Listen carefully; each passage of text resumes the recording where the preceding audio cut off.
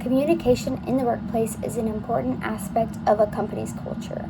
Sometimes, even when a person does not mean to offend, their words and actions can still create harm to other individuals. There are many aspects of communicating, including what the speaker originally says and also how it's perceived by others. In the first reading this week, Racial Microaggressions in Everyday Life, they mainly focus on the impact of communication. Sue and co-authors argue that communication should not only be judged by what the individual says, but also how it comes across and taken by others. They explain that racial microaggressions are everyday comments or behaviors that may be intentional or unintentional, but still communicate negative messages towards others. Furthermore, the coddling of the American mind reading puts more focus on intent, perception, and reasoning.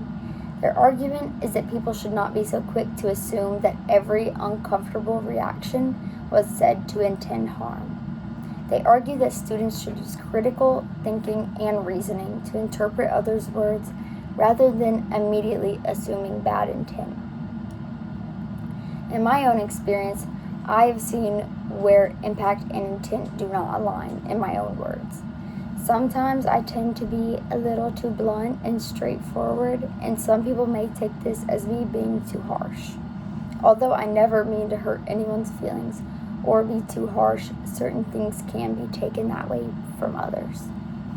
Understanding both intent and impact is important because communication is one of the most important workplace aspects. If we only focus on intent, we may ignore harm, such as racial microaggression. On the other hand, if we only focus on impact, we may assume bad motives from someone when that was actually not their intention at all. One strategy organizations can use to improve communication accuracy and professional communication is to simply pause and clarify what the other person is saying. This can prevent misunderstandings and ensure that everyone is being respected in the workplace.